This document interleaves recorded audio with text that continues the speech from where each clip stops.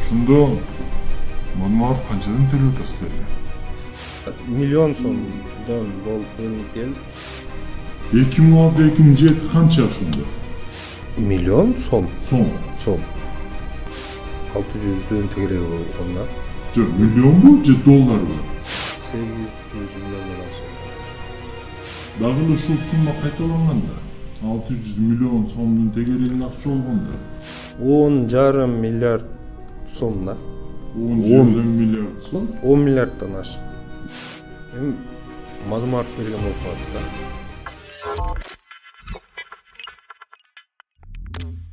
Кыргызстан жараны катары Мадымаровду каралаганды койгула деп айткан видеомо четтен эле канча төлөдү, канчага сатылдың, сенде эл бузарды камаш керек деп фейктер эми массалык түрдө мага асылып баштадыңар. Мени сатып алууну Мадымаровго эмне кереги бар? Учурунда ал бүтүн Кыргызстан элине миллиарддаган акчаларды берип жаткан мыйзамдарды жазып, кыйшаюусуз аткартырып койгон инсан болсо. Анын ар бир мыйзамы бир нече миллиард сомдон бүгүн эле элдин капчыгына түшүрө алды. Кайталап айтамын, өзүнүн эле жакындарына же жердештерине, өзүнүн эле кокту колотуна эмес, бүтүндөй Кыргызстан элине. Мыйзамдардын ар биринин түпкү маанисине карасаң, ар бири өзүнчө баа жеткиси. 1-класстан баштап 4-класска чейин окуган башталгыч класс окуучуларына ысык тамак берүү мыйзамынын өзү эле бүгүнгө келип 10 миллиард сомдон ашык элге пайда алып келди. Муну кантип эсептеп койдуң дейт чыгарсыздар, жообу оңой эле. Улуттук статистикалык борбордун сайтына киресиздер.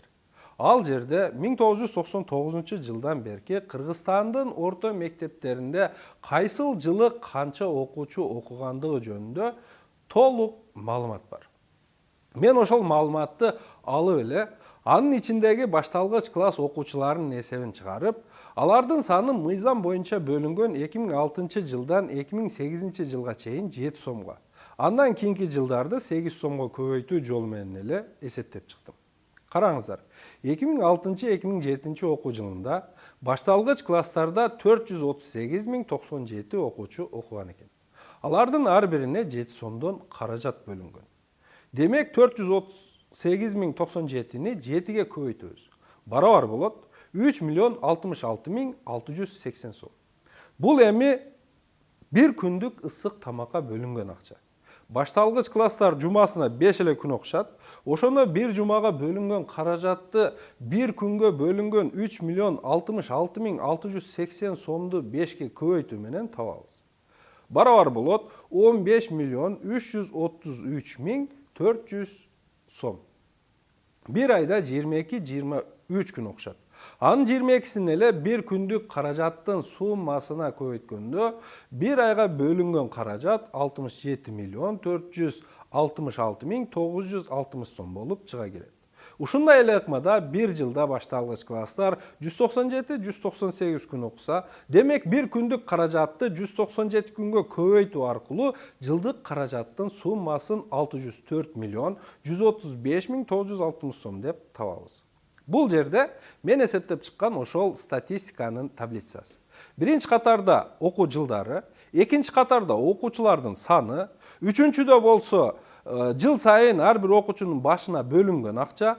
Албетте бул көп өзгөргөн эмес. 7 сомдон башталып 2008-2009 жылы 8 сом болуп, анан ошол бойдон кала берген. Андан кийинки катарда бир күндө, андан кийинкиде бир жумада, кийинкиси болсо бир айда же 22 күндө, анан эң акыркысы болсо ошол жылга бөлүнгөн акчалардын суммалары. Демек кеттик, 2006-2007 окуу жылын айттык. 604.135.960 сом болгон экен. 2007-2008 окуу жылында болсо салыштырмалуу азыраак 595.762.475 сом эле бөлүнүптүр. Себеби окуучулардын саны мурдакы жылкыга караганда азыраак 438.097 эмес 432.025 эле болуп калган. Ал жылдары билесиздер, төрөлүүнүн саны аз болчу. Анан да бала чакасы менен Россия жарандыгын алып чыгып кетип жаткан мекендештерибиз да арбын болчу. Кыскасы жылдан жылга Кыргызстан эли кемигенден кемип бараткан жылдар эле. Бул нерсенин алдын алуу үчүн да Мадумаров өтө көп иштерди жасаган. Бирок сөз азыр ал жөнүндө эмес, ошондуктан ысык тамактын акчасына кайталы.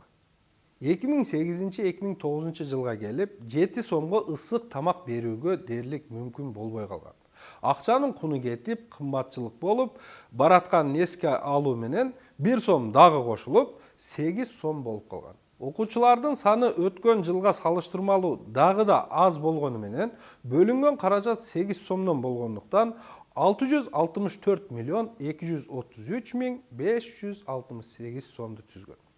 Өзүңүздөр көрүп тургандай, 2013-2014 окуу жылга чейин окуучулардын саны жылдан жылга азайып бара берген. Каражат болсо, ошол 8 сом бойдон өзгөргөн эмес. 2013 жылдан орто мектепке кабыл алынгандардын саны аша баштаган. Анткени 2007 жылдан тартып төрөлүүнүн саны ашкан.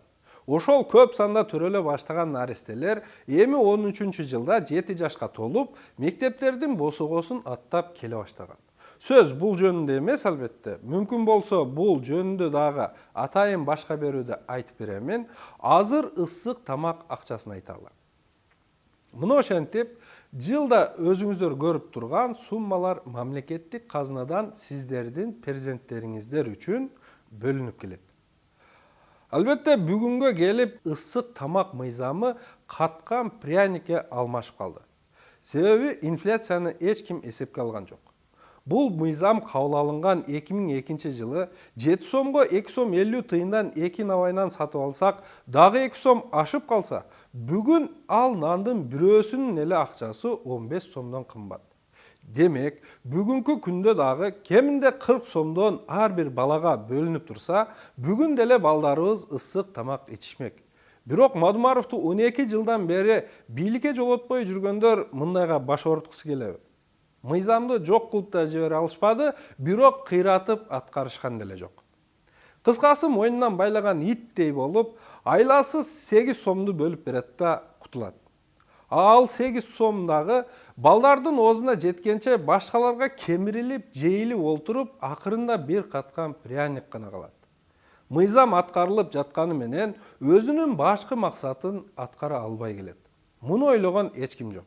Себеби бул миллиондорду ансыз да аксап турган мамлекеттин казынасынан бөлүүдөн максат келечекте бакубат өлкө болуу үчүн илимдүү, билимдүү кадрларды мүмкүнчүлүктүн болушунча көбүрөөк даярдоо болчу. Илим менен билимдин пайдабалы адамга мына ушул башталгыч класста орнотулары баарыбызга белгилүү. Курсагы ач олтурган жеткинчек эч убакта билим алууну ойлой албайт. Анткени ал курсагы ачтыгынан бир сындырым нанды же бир тиштем этти элестетип, эңсеп гана олтурат. Анан башталгыч класста ала албай калган билимдин ордун ал кийин эч бир окуу жайдан толуктай албайт.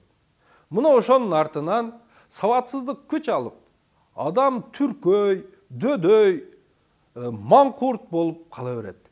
До конца деп бакыра турган болуп. Кечиресиздер, темадан дагы бир аз четтеп кеттим. Кыскасы, жыл сайын инфляция эске алынып, акча кошулуп келиши керек эле. Мыйзам мына ошондо гана өз максатына жетмек. Бирок тилекке каршы антип кошулган жок. Кошулса азыр балким 10 миллиард эмес, 25-30 миллиард сомду эсептемекпиз. Перзенттерибиз каткан пряник менен болсо дагы биртке өзөк жалгап жатышат. Эгер Мадумаров бийлик башында турса, инфляция сөзсүз эске алынып, балдарыбыз ысык тамактан ажырабайт эле. Анткени мындай мыйзамды элин сүйгөн, мекендин келечегине күйгөн инсан гана ишке ашыра алат. Бул белгилүү журт башчыбыз Исхак Разаховдун идеясы болгон. Бул деген улуу саясий жана коомдук ишмер Султан Ибраимовдун ишке ашырган эң ири долбоорлорунун бири болгон. Советтер Союзу тарап, Кыргызстан эгемендүүлүк алгандан кийин мындай чоң мыйзамды ишке ашыра алган жападан жалгыз саясатчы Адахан Мадумаров болду. Эмне үчүн жападан жалгыз деп жатамын? Жогоруда айтып өткөндөй, Бул мыйзамдын долбоорун Мадумаров жетектеген комитет 2002 жылды жазып жогорку кеңешке алып чыгышкан. Жогорку кеңеште жактырылып, мыйзам кабыл алынып, ал кездеги ажо Аскар Акаев айласыз макул болуп мыйзамга кол койгону менен аны аткара албай, ар нерсени бир шылтоолоп жүрүп, акыры качып кетип кутулду. Жаңы бийлик орноп, Мадумаров өкмөттүн курамында вице-премьер-министр болуп дайындалганда, бул мыйзамын 5 айдын ичинде кайра өзү аткарууга жетишкен. Мына ошондуктан 2002 жылы кабыл алынган мыйзам 2006-2007 окуу жылында гана иштеп баштаган. Мен бул киши жасаган бир эле ишин айттым. Мындай мыйзамдары ондоп, жасаган алгылыктуу жакшы иштери болсо, жүздөп, миңдеп саналат. Эгер убакыт тапсам, алар жөнүндө дагы сиздерге айтып бергенге аракет жасаймын. Мени канчага сатылганымды балким эми түшүнгөн чыгарсыздар. Түшүнбөгөн болсоңуздар, жазыңыздар, дагы жооп бергенге аракет кыламын. Ага чейин Аллахка аманат, барыңыздар, бар болуңуздар. 2006-2007 канча ошондо? 2006-2007 примерно 600'дөн тегереги болгон да. Жок, миллионбу? Миллион сом. Сом. Мадумаров ошондо 600 миллион сомдон берип аткан силерге. 9 эмес, айтып атпайм, 19'дарга келип бул өскөн. 19'дар эле эмес, ага чейин деле мисалы 650, 700, 800 болуп эле өсүп келген. Жалпы миллион сомдон болуп бөлүнүп келип, жалпы менин эсебимде 10,5 миллиард сом да. 10 миллиард сом? 10 миллиарддан ашык. Бул жерде канчаны бөлүшүп аттың, эмне кылып иш кылып аттыңар? Ал Мадумаров каяктан алып аттан акчаларды? Бул иш кылгандарга берилген эмес. Бул жөн эле Кыргызстандын келечеги болгон наристелерге, жеткинчектерге, ар бир Кыргызстандын башталгыч класс окуучуларына ысык тамак берүү аркылуу берилген, бөлүнгөн акчаларды айтып атам. Бул мыйзамы ошол Алахан Мадумаровдуку. Ушул мыйзамдын артынан бүгүнгө чейин 15 жылдан бери иштейт ал мыйзам. Ошол мыйзамдын артынан ушул мен айткан суммалар Кыргыз элине, бир эле мага эмес, же болбосо бир эле сени көзгө эмес, бүтүн Кыргызстан элине берилип атат.